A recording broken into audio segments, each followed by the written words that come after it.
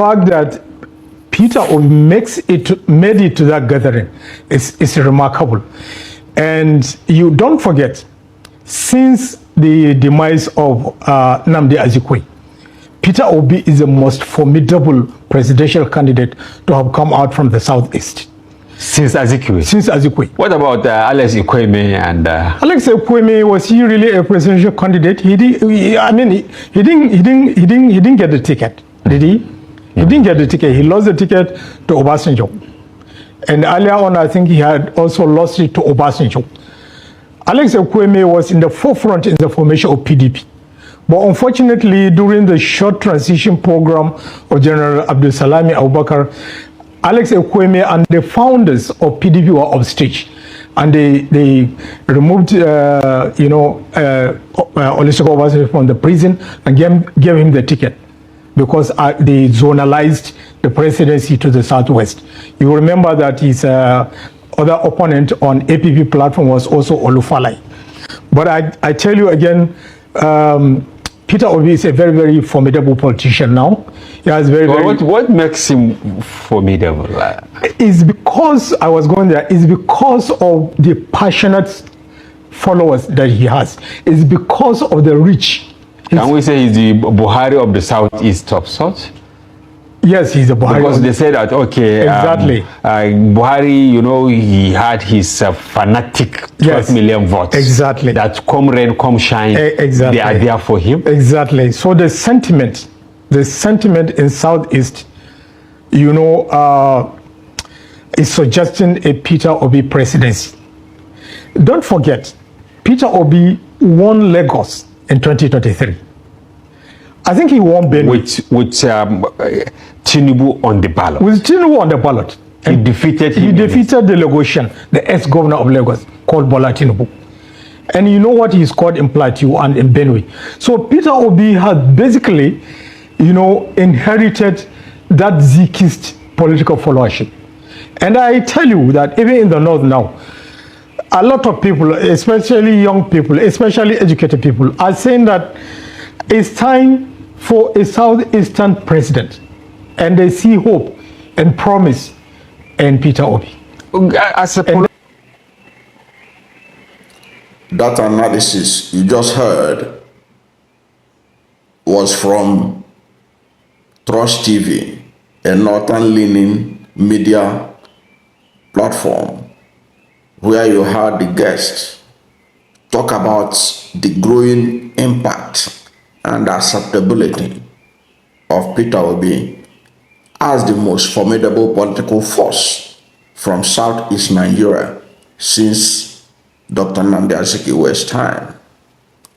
And you can see that in that analysis, they likened Peter Obi and his obedient movement to the Zikist movement of the era of Zik.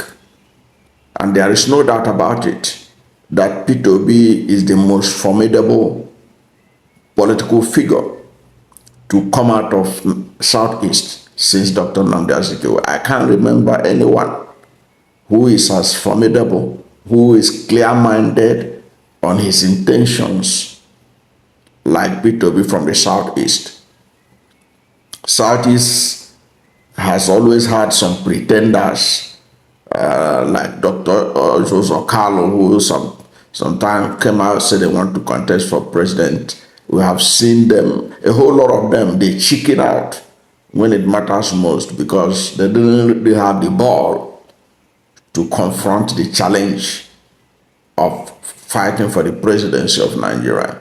They want a situation where they can be baby fed with the presidency. But Peter Obi is the only one that really come to mind. They talk about Dr. Ekweme. Dr. Ekweme had never been, he didn't succeed to be a presidential candidate, like the analyst pointed out there, because even though he was instrumental to the formation of the PDP, he couldn't get the ticket of the party. Like the analyst rightly pointed out, in the first instance, they were sustained by the military that wanted one of their own from Southwest to be the president. That's Chief Obasanjo, who was in prison. They released him and manipulated the process to ensure that he emerged.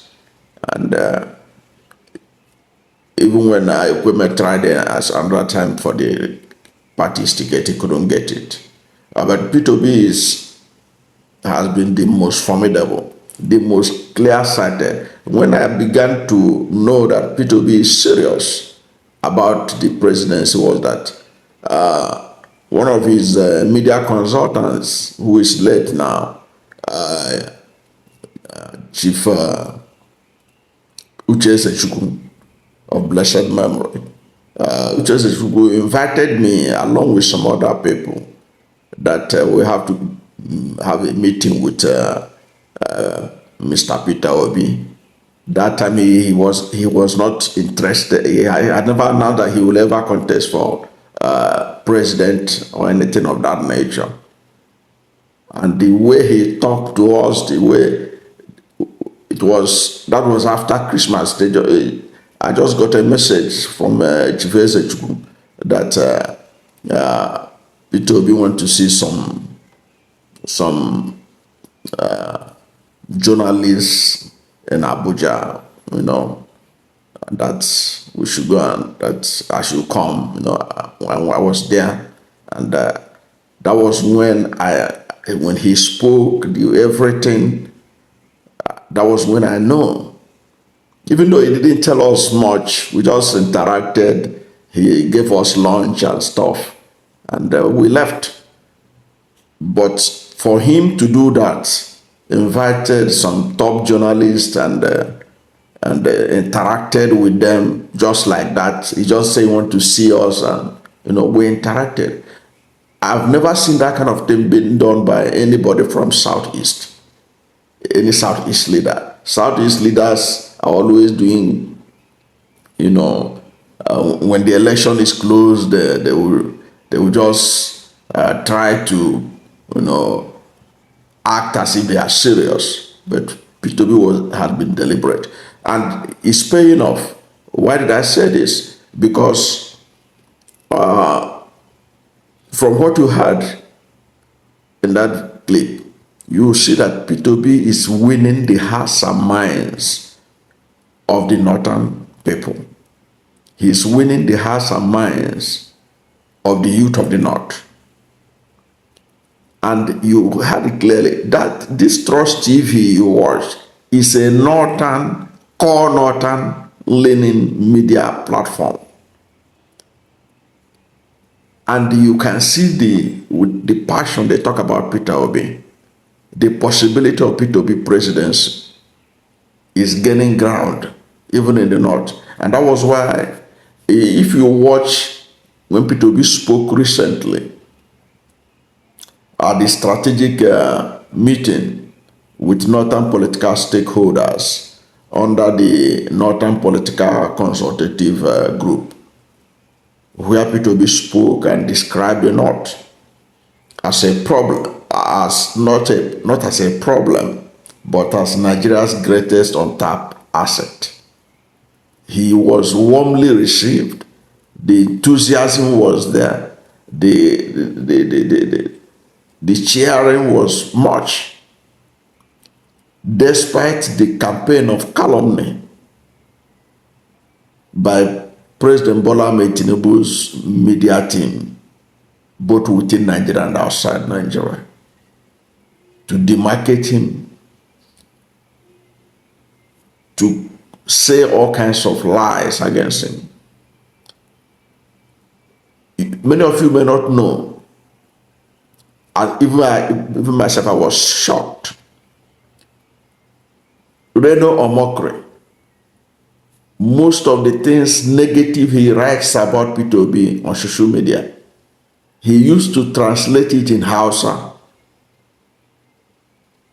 and post it in northern Facebook platforms.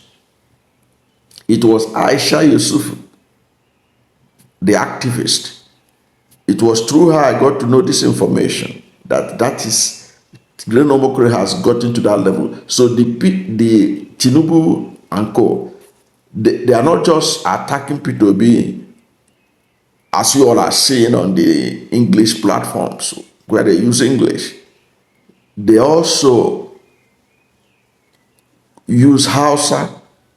So Nnamdi, after all those things here, all those lies he concocts against P2B, he still translate it in Hausa and post it on Hausa platforms on Facebook.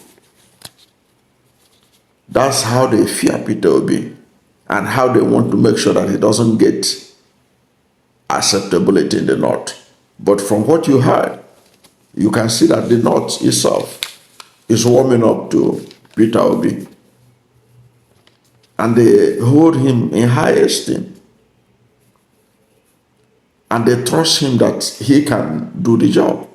And he was very frank when he spoke with them at that consultative meeting. He said that the North has voted ethnicity and religion. It is now time. And I have to salute him for his courage in their presence to say, the North has voted for ethnicity and religion. It is now time for them to vote for competence. And he presented himself. Of course, he didn't present himself as, because campaign has not started. But from the reception he got in that meeting, from the enthusiasm by the crowd, and this crowd is made up of eminent northern politicians, professionals. It's a clear indication that all the efforts of Peter Obi in search of handshake across the Niger is working. The North is warming up to Peter Obi.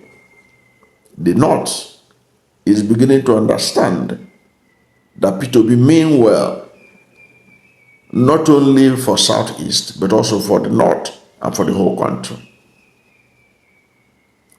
And I agree with him totally. I agree with the analyst totally, that the North is feeling that Southeast presidency is a possibility. This is for the first time in a long while. The North is coming to the reality, to the realization that there is nothing to fear about Southeast presidency. And that Southeast presidency is rooted in Peter Obi.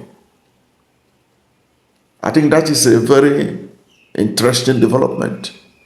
That's a very a sharing news for the obedience and those who believe in the capacity of Peter Obi to turn this country from being a consuming nation to a productive nation. To those who believe in New Nigeria, what is happening in the North, what is unraveling in the North as a result of Peter Obi is something to watch very closely. Something good is about to happen to Nigeria. And the North is beginning to embrace it. And once the North embrace it the way they are going, just forget about it. You will know that a new Nigeria is possible. That's my thinking. I don't know what to think about Peter Obi's increasing acceptability in the North of his presidency being a possibility. What do you think? What is your view? Do you agree that the North is coming to the realization of the possibility of a Southeast presidency, which translates to Peter Obi presidency, even as we head up to 2027? Whatever is your position, let's hear from you at the comment section. Thank you for watching this video. And if you are new to my channel, you have not yet subscribed to my channel, please subscribe to my channel. Hit the subscription button, hit the notification bell. When you subscribe to my channel and hit the notification bell, anytime I have a new video, you'll be among the first to know. God bless you. And please don't forget to like this video, because when you like it, God will rank it high and recommend it for more people. Thank you, and God bless you and yours.